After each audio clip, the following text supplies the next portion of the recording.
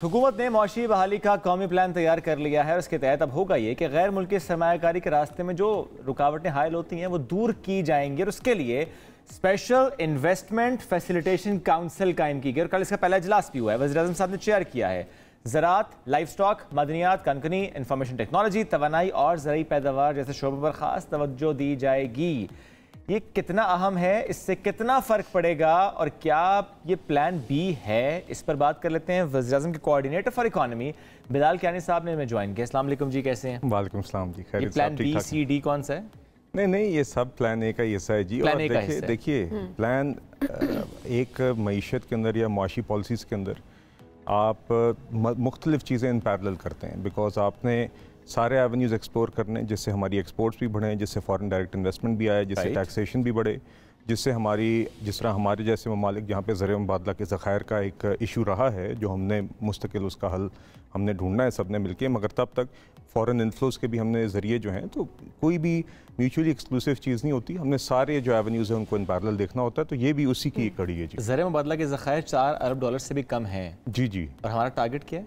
नहीं, देखिए आइडियली हम चाहते हैं, और जो हमारे जैसे मुल्क के लिए होनी चाहिए, वो आपकी 2 से 3 माह की जो इंपोर्ट कवर होती है, मतलब कि आपकी 1 मंथ की जो एवरेज इंपोर्ट्स होती हैं, उसको अगर आप उस फिगर को लें और उसको 2 या 3 से मल्टीप्लाई कर दें, तो जो फिगर आता है आमतौर पे, ये दुनिया में एक मैक्रो इकोनॉमिक्स में एक स्टैंडर्ड समझा जाता है कि ये आपके कंफर्टेबल लेवल ऑफ रिजर्व्स हैं, जिसमें आपको IMF जैसे इदारे की तरफ नहीं जाने की ज़रूरत होनी चाहिए। अच्छा। मतलब कि आप अपनी इंपोर्ट्स को 3 महीने तक भी अगर आपके पास कोई रकम ना आए तो आप कवर कर सकते हो। ये एक बेंचमार्क है। मगर हमारे यहाँ इशू ये है, तो आपके जो सवाल का शॉर्ट जवाब है जो मैंने लंबा करके दिया है, कोई बात उसका वो ये बनता है कि अगर आप माली साल 2022 में देखें, जो हमारी इंपोर्ट्स के हवाले से काफ़ी हैवी साल था, तो आप हैवी को लें तो माहाना हमारी इंपोर्ट्स बनती थी $6 अरब की। तो जो स्टैंडर्ड मैंने आपको बताया उसके मुताबिक हमारे कम से कम $12 अरब या 12 और $18 अरब के दरमियान अगर हमारे पास ज़र मुबादला के ज़खायर हों, तो हम ये कह सकते हैं कि कंफर्टेबल लेवल है। टारगेट $25 अरब नहीं है? नहीं, टारगेट तो जी हमारा बहुत ज़्यादा होना चाहिए। मैं तो आपसे कह रहा हूँ जो मिनिमम हमारा थ्रेशोल्ड है, जिस पे हम कंफर्टेबल हो सकते हैं। देखिए करने को तो हमें we should aim for even much higher than 25 billion. नहीं, वो कंफर्टेबल भी करना है, वो कैसे करना है? जी, देखिए उसके 2-3 तरीक़ेकार हैं। एक तो जैसे कि आप जानते हैं, हुकूमत अभी भी IMF के साथ 9th रिव्यू डिस्कशंस में वो डिस्कशंस जारी हैं। डिले किस चीज़ का आ रहा है? देखिए इसके ऊपर आपने देखा है कि बजट के दिन भी वज़ीर आज़म साहब ने काफ़ी तफसीली बात की, उसके बाद भी चंद रोज़ पहले भी फिर से वज़ीर आज़म साहब ने उस पर बात की, वज़ीर ख़जाना भी दीगर प्रेस कॉन्फ्रेंसेज में, सेमिनार्स में इसका जिक्र कर चुके हैं। तो मौजूदा सूरत हाल ये है कि हम अभी भी समझते हैं कि हमने जो 9th रिव्यू जो काफ़ी अरसे से अब डिले हो गए, उसके सारे इकदाम हम उठा चुके हैं। पहले भी जो कहे गए थे उठा लिए थे, और फिर जो वज़ीर आज़म साहब की वर्बल कॉन्वर्सेशन हुई थी MD IMF से, उसके तहत भी जो चीज़ें करनी थी वो हमने कर ली हैं। लेकिन फिर भी 29 तक एजेंडे का हिस्सा पाकिस्तान नहीं है IMF। जी, अब ये हुआ ये है कि अब उन्होंने बजट के नंबर्स मांगे थे, हमने वो बजट के नंबर उनको दे दिए और उसके ऊपर उनके कुछ रिजर्वेशंस हैं। उन रिजर्वेशंस के ऊपर भी अब डिस्कशन दूर कर रहे हैं। जी देखिए वो डायलॉग जारी है, और जैसे कि आप जानते हैं कि बजट तो अभी 9 जून को प्रेजेंट हुआ है, बजट सेशन अभी जारी है। ऐसे ही है। तो बजट जो फाइनलाइज होना है वो तकरीबन 25-26 जून को होगा।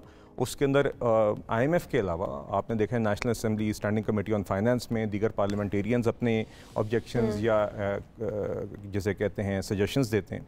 इसी तरह बिजनेस एंड अनॉमली, ये टेक्निकल एंड अनॉमली कमेटीज़ बनी हुई है जो कि उसके अंदर कोई ऐसे लकूनाज हों जो टेक्निकली आपस में ना सिंक कर रहे हों। ये सारी चीज़ें बजट की प्रोसेस का हिस्सा होती हैं जो बजट सेशन में होती है। उसी ही अमल के दौरान जब बजट फाइनलाइज हो रहा है तो IMF के साथ भी ये बातचीत जारी है। क्या चीज़ें एक्सक्लूड होंगी जो आपने पहले ऐलान कर दिया, आवाम को थोड़ी बहुत जो खुशखबरियां सुनने को मिली हैं? जी, अब IMF की अगर शराइत को पूरा किया जाएगा तो फिर कोई खुशखबरी ख़त्म करने का कोई इरादा नहीं है।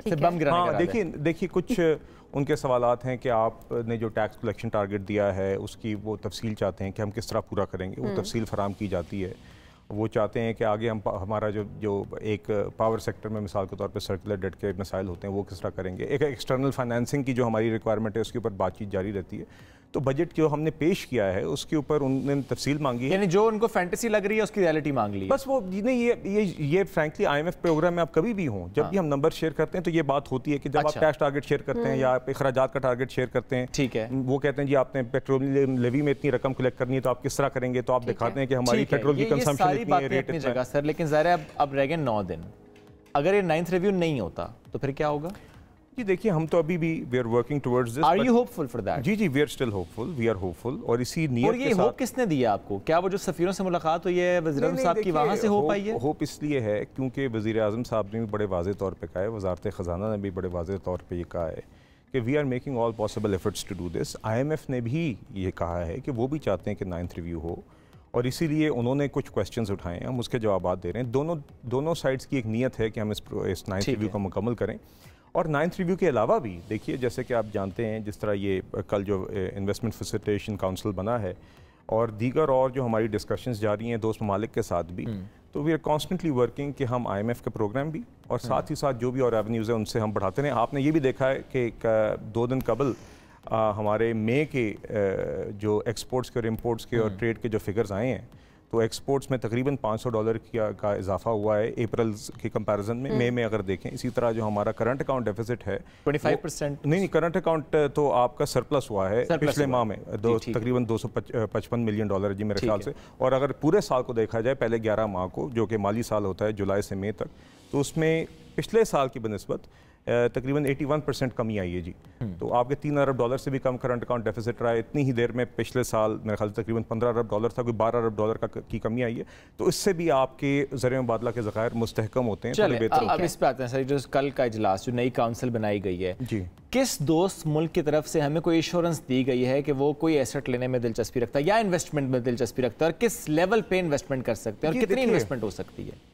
देखिए, आप जानते हैं कि पिछले 1 साल से ये जो डिस्कशंस हैं, ये दोस्त ममालिक जिनमें UAE भी शामिल है, सऊदी अरेबिया भी शामिल है, इनसे एक तो उन्होंने प्लेज किया हुए हैं, जो उन्होंने हमारे साथ कुछ डिपॉजिट्स किए, उन्होंने कमिटमेंट की हुई है फाइनेंसिंग के लिए। उसके अलावा इन्वेस्टमेंट्स की हमारी अलग डिस्कशन हुई है, कतर के साथ भी हुई है। हमारा एक प्राइम मिनिस्टर साहब के विजिट भी रहा था वहाँ पे, जिसमें तफसीली हमारी कतर इन्वेस्टमेंट अथॉरिटी और दीगर इंस्टीट्यूशंस के साथ वहाँ पे डिस्कशन रही थी।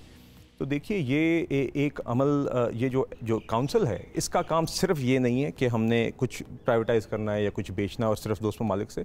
इसका तो एक ओवरऑल एक एम्बिट है कि हम किस तरह foreign direct investment, overall investment पे आते हैं जी। लेकिन अगर हम एसेट बेचने की जब बात करते हैं, ये तो 1 साल से कोशिश पाकिस्तान कर रहे हैं। नहीं, देखिए, उसके अंदर यह प्राइवेटाइजेशन का अमल तो जारी रहता है जी, लेकिन हुआ नहीं है। जी देखिए, जिस तरह अब आप जानते हैं कि एयरपोर्ट्स की बात है, एयरपोर्ट्स की ऑप्शंस भी देखी जाती हैं। एक ऐसा अमल जो 1 साल से जारी है, हुआ नहीं है, अब कैसे हो जाएगा? और अगर होगा तो उसमें क्या बेचना? देखिए, जहाँ पे प्रोसेस जारी भी हो ना, तो उस प्रोसेस को आप मजीद स्ट्रीमलाइन कर लेते हैं। अगर उसमें कहीं ना कोई रुकावट आ रही होती है कि अभी आपने कुछ लकूने थे जो दूर कर दिए, 1 विंडो कर दिया, आसानी कर दी। 1 विंडो तो ये जो मैं आपको बताना चाह रहा था कि ये सिर्फ आप किसी चीज़ को, कोई ट्रांजैक्शन जहाँ पे कुछ हुकूमत कोई स्पेसिफिक एसेट है, आसानी है बेचने की सिर्फ बात नहीं है, ये ओवरऑल 1 विंडो ऑपरेशन करना है। कि कोई भी कारोबार आके, कोई कंपनी आके दफ्तर खोलती है, कोई ट्रेडिंग पाकिस्तान में शुरू करता है, जो उनको मसाइल शुरू होते हैं कि कभी कोई वफाक के इदारे के पास जाता है तो उसको कहा जाता है ये हमारा काम नहीं है, सूबे के पास जाओ। तो ये 1 विंडो ऑपरेशन कोशिश वैसे भी रही थी। अब एक मजीद एक कोशिश हुई है कि इन कमेटीज़ के ज़रिए इसको प्रायोरिटाइज़ किया जाए। वज़ीर आज़म साहब ख़ुद इसको रेगुलरली चेयर करेंगे मीटिंग की। उसकी फिर एक स्पेशल कमेटीज़ बनी हैं जिसका काम होगा माहाना मिलना। जो इम्प्लीमेंटेशन कमेटीज़ और नीचे हैं वो और भी रेगुलरली मिलेंगी, जिसकी from the top level priority ये होगी कि कोई भी जो फॉरेन डायरेक्ट इन्वेस्टमेंट पाकिस्तान में करना चाह रहा है, उसके जो मसाइल हैं वो इस वक्त कौन करना चाह रहा है? ये देखिए, ये तो अपॉर्चुनिटीज आती रहती हैं। हमने सोलर कोई खबर तो दें सर कि इस वक्त कौन सा मुल्क ऐसा जिसने ये ख्वाहिश जाहिर कर दी है? यूएई ने पहले इजहार किया है, कतर ने इजहार किया है, दीगर कंपनीज हर वक्त इंटरेस्टेड होती हैं, बिकॉज हर किसी को इन्वेस्टमेंट अपॉर्चुनिटी नज़र आती है। बहुत लोगों के लिए इकोनॉमिक सेंस बन रही होती है, बहुत कंपनीज के लिए पाकिस्तान में ट्रांजैक्ट करना, मगर उनको ये इश्यूज़ कभी कभी ब्यूरोक्रेटिक इश्यूज़ आते हैं या उनको कुछ अश्योरेंसेस चाहिए होती हैं कि अब फॉर एग्जांपल कोई NOC ना फंस जाए। कभी कभी लोग पूरी फिजिबिलिटी लेके आते हैं मगर यहाँ पे बदकिस्मती से रेड टेप में फंस जाती है। तो हमारा मकसद ये है कि जिस तरह हम पहले भी हमने 2013 से 18 में इसी तरह ही अगर 12,000 मेगावाट बिजली लगाई थी तो ये रेड टेप को जिसे कहते हैं उबूर करके ही लगवाई थी, क्योंकि यहाँ पे तो वरना आपको पता है कि हमारे सिस्टमेटिक कुछ इश्यूज़ ऐसे बदकिस्मती से हैं कि कुछ चीज़ें फंस जाती हैं। तो लीडरशिप का काम ही ये होता है कि हमारा जो गोल है उसको अचीव करने में जो भी रुकावटें बीच में आए उसको किस तरह दूर करें। ये कमेटी इसीलिए तश्कील दी गई है, काफ़ी एलैबोरेट कमेटी है। इसके अंदर आपने देखा दीगर स्टेक होल्डर्स शामिल हैं।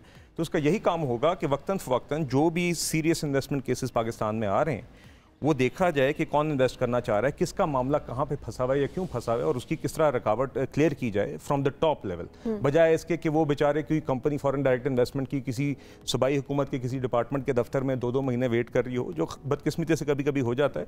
तो इस तरह की जो रुकावटें हैं वो हम करें। अपार्ट फ्रॉम दैट, ये काउंसिल ओवरऑल हमारी जो एक इकोनॉमिक डायरेक्शन है या आगे जो पॉलिसी मेकिंग है उसका भी तयन करेगी। कुछ सेक्टर्स आइडेंटिफाई भी हो गए हैं, आईटी, मिनरल्स, एग्रीकल्चर, ठीक है। तो आप देखेंगे कि एक उसका काफ़ी वाइड एम्बिट है, जिसमें जो इमीडिएट फॉरेन डायरेक्ट इन्वेस्टमेंट है उसको भी हमने किस तरह फैसिलिटेट करना है, और साथ ही साथ ओवरऑल एक सेंस लेती रहनी है इकॉनमी की, और इकोनॉमिक जो पॉलिसी मेकिंग है, जो डिसीजन मेकिंग है, उसको भी यहाँ पे रेगुलरली। बिलाल साहब, ये फैसला पहले क्यों नहीं लिया गया? मतलब 1 साल से जब जैसी हुकूमत आई भी है तो उन्होंने बताया कि जो हमें खजाना खाली दिया गया है, इकोनॉमिक कंडीशंस इस तरह की थी, तो ये तो फैसला 1 साल पहले नहीं लेना कि हमें वेट करना पड़ा। नहीं, देखिए 1 साल, सवा 1 साल से तो बेहतरी तो हम लाए हैं, और हुकूमत की अपने भी डिपार्टमेंट्स हैं, हुकूमत की अपनी वजारतें हैं, वो एफर्ट्स तो कर रही हैं। हुकूमत की अपनी भी काबिना की कमेटीज होती हैं, मगर तो हो रही है ना। नहीं नजर तो आ रहा है ना, आप महंगाई देख लें, आम आवाम की नजर से एक चीज देखें। अब वक्त वो आ गया कि हम अपने एसेट्स भी बेचेंगे। आपने कहा बहुत सारी और चीजें भी हैं, investment opportunities and all that, but at the same time ये वक्त आ चुका है कि हम अपने एसेट्स बेचने का सोच रहे हैं। प्राइवेटाइजेशन इस मुल्क में पहले भी हुई है, दुनिया में भी होती है। प्राइवेटाइजेशन बजाते खुद एक ख़राब चीज़ नहीं होती, मगर उसको जिम्मेदारी से करना, उसको इस तरीके से करना कि उसके अंदर जो उधर के एम्प्लॉयज़ हैं उनकी राइट्स प्रोटेक्ट हों, इस तरीके से करना कि जिस इंडस्ट्री को आप प्राइवेटाइज़ कर रहे हैं उससे टैक्स वसूली कौम की भी बढ़े, उससे सर्विस डिलीवरी आवाम में बढ़े। मैं आपको पाकिस्तान में सबसे अच्छी मिसाल देता हूँ, या एक अच्छी मिसाल देता हूँ कि बैंकिंग इंडस्ट्री को आप देखें। बैंकिंग इंडस्ट्री में खातिर ख्वाह बेहतरी आई थी आवाम के लिए जब वो प्राइवेटाइज़ हुई थी, जो आपकी दीगर और उनकी वजह से जब उन बैंक्स ने अच्छी सर्विस डिलीवर की और उनने मुनाफे कमाए, तो साथ ही साथ टैक्स की मद में हुकूमत को भी पैसे मिलने शुरू हो गए। तो और साथ ही साथ आपने लेबर राइट्स भी प्रोटेक्ट की थी। ये मियां मोहम्मद नवाज शरीफ साहब के टाइम पे 90 की दहाई में काम हुआ है, दुनिया में होता है। मगर क्योंकि देखिए, मेरी बतौर खुद एक स्टूडेंट ऑफ इकोनॉमिक्स के ये ख्याल है कि इन द लॉन्ग टर्म हुकूमत का काम कारोबार चलाना नहीं है जी। तो हमारा काम होता है कि एक कंड्यूसिव एनवायरनमेंट, ये बड़ी अहम बात की है इन्होंने। हुकूमत का काम होता है कि कारोबार चलाना नहीं होता, नहीं, कारोबार खुद चलाना नहीं होता, कारोबार चलाने वालों के लिए एक कंड्यूसिव रेगुलेटरी एनवायरनमेंट हम दें, उनको कंड्यूसिव एक बिजनेस एनवायरनमेंट दें, उनकी राह में जो रुकावटें हैं वो क्लियर करें, उनको फेयर और clear rules of the game बताएं, और हम उनके लिए एक सहारा बने, बजाय इसके कि हम खुद, जिस तरह हमारी अभी आप देखते हैं कि दीर्घ कंपनियों के ऊपर हमारे ब्यूरोक्रेट्स होते हैं जो बोर्ड पे होते हैं। मेरे नज़दीक लॉन्ग टर्म में उन इदारों के लिए या हमारी इकॉनमी के लिए बेहतर नहीं। हमें आहिस्ता आहिस्ता, जिस तरह हम पहले पाकिस्तान में सक्सेस स्टोरीज देख चुके हैं कि प्राइवेट सेक्टर बहुत चीज़ों में जहाँ तक कारोबार का ताल्लुक है वो बेहतर परफॉर्म करता है, क्योंकि कारोबारी लोग बेहतर इस काम को समझते हैं। हुकूमत का काम होता है कि उसके लिए एक एनवायरनमेंट क्रिएट करना। लेकिन लास्टली ये बताएं सर कि अगर ये हुआ होता, अगर कंडीसिव एनवायरनमेंट बना होता, तो क्या आज आईडी कार्ड या पासपोर्ट या एम्बेसीज के बाहर रश होता, या गैर कानूनी तरीके से बाहर जाने का तांता बंदा होता? वो तो नौजवान बाहर जाता। देखिए बहुत चीज़ों में बेहतरी आई भी है ओवर टाइम, और बहुत गुंजाइश भी है बेहतरी की। मिसाल के तौर पे मेरे नज़दीक नादरा जो है, हमारे पास एक ऐसा इदारा है जो बहुत सारे ममालिक के पास दुनिया में नहीं है। हमारे पास जो एक सेंट्रल आईडी कार्ड सिस्टम है, मेरे नज़दीक अभी भी आप देखें कि मैं आपका सवाल समझ क्यों, देखिए जो आपने बात की वो बहुत ही एक अफसोसनाक वाक़या हुआ चंद दिन पहले, और ये यकीनन यहाँ पे माफियाज ऑपरेट करें, ये अभी नहीं, ये अरसा दराज का एक इशू है कि हमारे काफ़ी लोग जो हैं बेचारे एक ये ह्यूमन ट्रैफिकर्स की जद में आके अपने हलाल की कमाई उनकी जेब में डाल के एक बहुत ही ख़तरनाक सफ़र तय करके जाते हैं। उनको एक सुहाना ख्वाब दिखाया जाता है। हमारे ऊपर जिम्मेदारी है कि हम उस तरह के जो एक अच्छी बात है नहीं, उनके अनासर पे क्लैम्प डाउन भी करें, और आपने देखा है, और साथ ही साथ इन द लॉन्ग टर्म हम सब की इज्तिमाई जिम्मेदारी ये भी है कि जो लोग किसी वजह से ज़रूरी समझते हैं कि उनको मुआशी हालात की वजह से बाहर जाना पड़ता है, हम किस तरह इस मुल्क के अंदर उनको ऐसा माहौल फराम कर सकते हैं कि उनको ज़रूरत महसूस ना हो। ये हम सब की इज्तिमाई जिम्मेदारी, रियलाइज करना एक बहुत बड़ी बात है। बिल्कुल जी, बहुत शुक्रिया, हमारे साथ मौजूद थे आप।